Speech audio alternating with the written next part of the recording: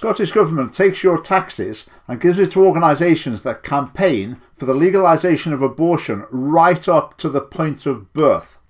Now, if you're happy with your taxes being used for that, you don't need to watch this video. You could go and watch one about funny kittens or something. If you think that is absolutely appalling, you need to watch.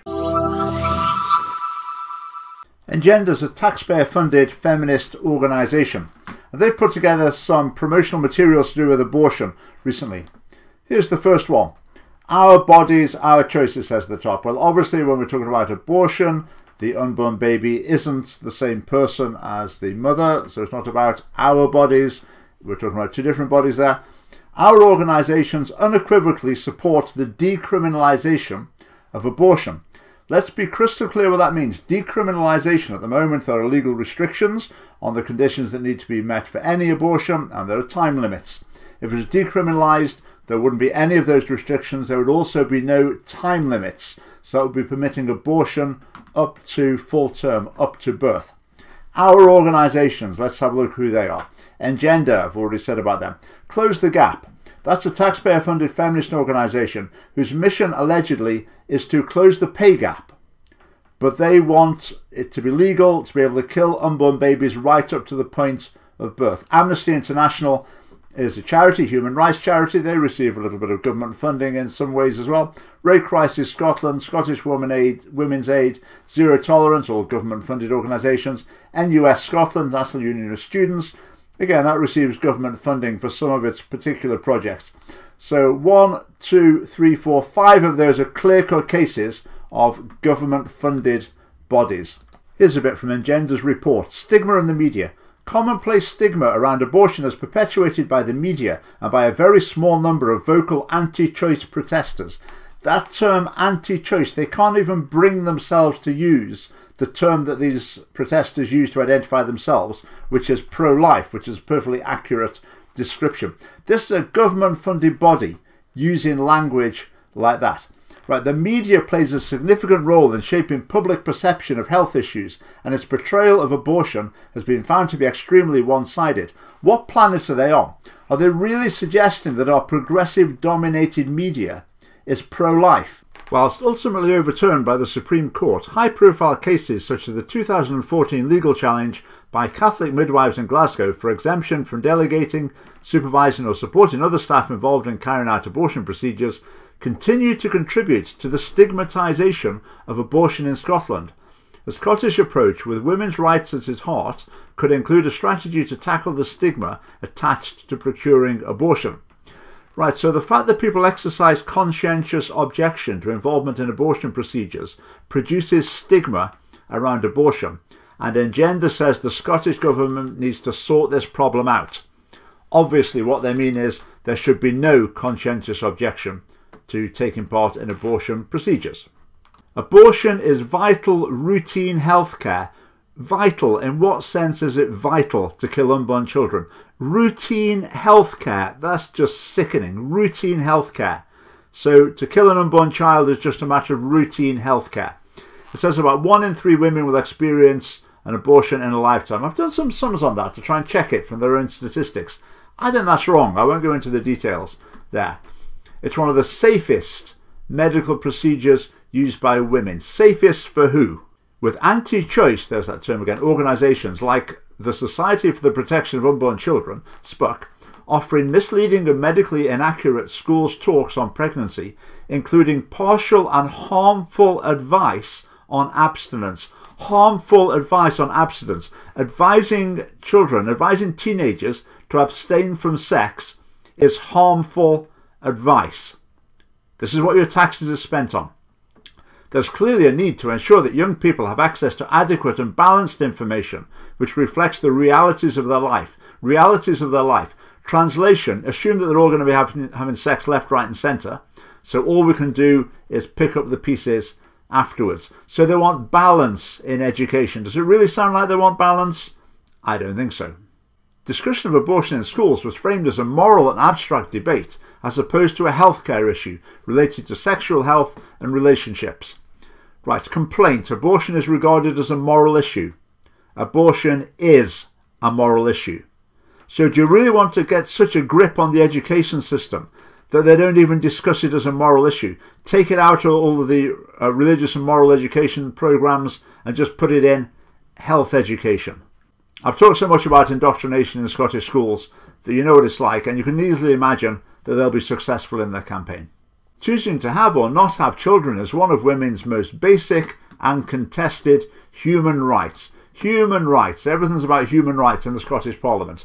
Exactly where in any charter or declaration of human rights is the right to abortion, let alone abortion up to full term?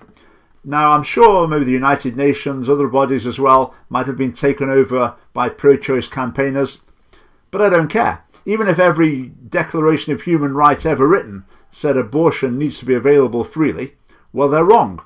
Scottish politicians seem to love being told what to think and what their values should be by supranational bodies, by the UN, the EU, or whatever. So human rights, well, bad luck for human rights then. It's wrong. The right to abortion is a healthcare issue. No, it isn't. An education issue. Well, we've already seen about what they want to do with education. And a broader equality issue. Equality in terms of disability, race and ethnicity, immigration status, sexual orientation, and gender identity.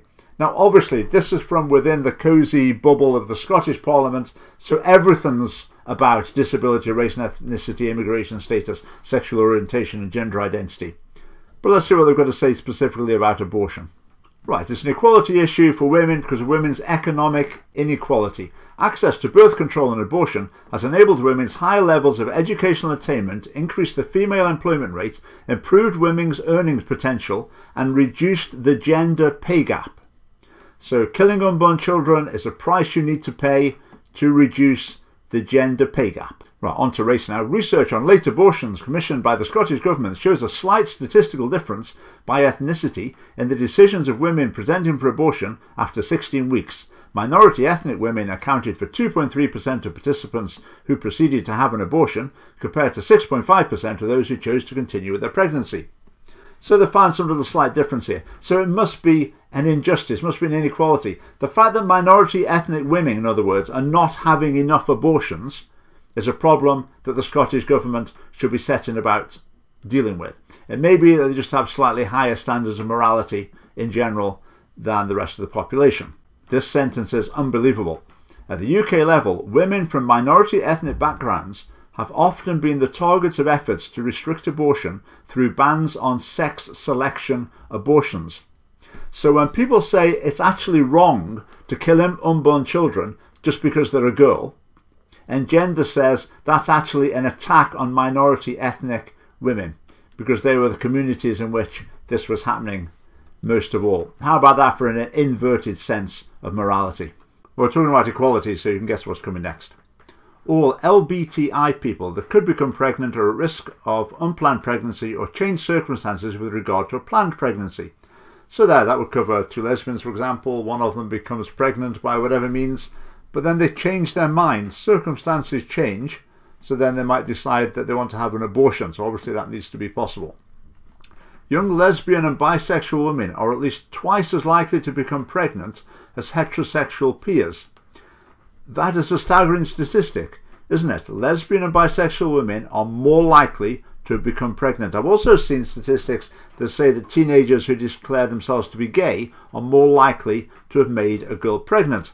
I think the explanation for that is that chaotic early sexual experiences can have the result of affecting people's sexual orientation.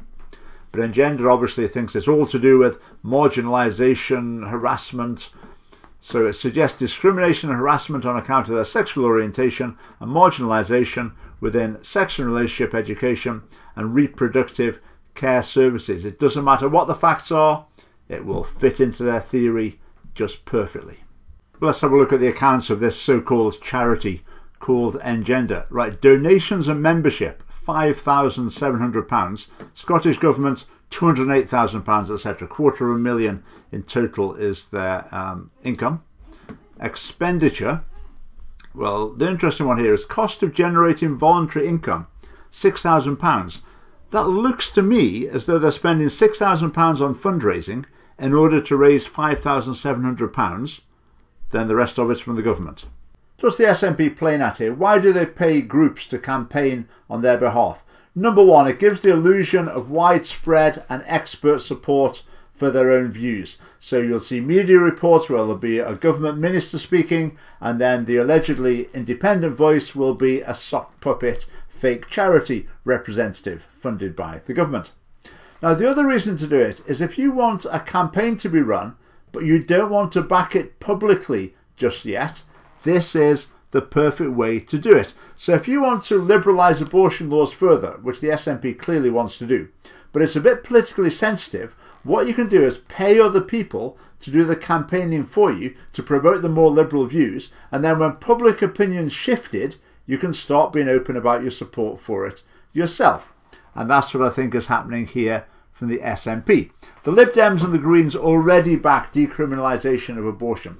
Now, the pattern in Scottish politics, where the Greens lead, the Lib Dems soon follow on. SNP and Labour, they're probably already thinking the same thing. They'll be on board in no time. Then the Conservatives will tag along behind, more concerned about upsetting the progressive establishment than about saving the lives of unborn children. So Engender, shut it down. Close the gap, shut it down. Now, you may say with those, if you close down these taxpayer-funded feminist organisations, the gender studies departments at Scottish universities are churning out graduates, there's going to be huge unemployment among them. What's going to happen? Well, we'll just have to try and think of a solution. I think the obvious solution is probably the best one. The other groups, if you receive taxpayer funding, you should not be campaigning on politically sensitive topics such as abortion. That's simple. Now, if you'd like what I've said here, said in the Scottish Parliament, you need to be supporting the Scottish Family Party. And the best way to do that is by joining us. There's a link below. Thanks for watching.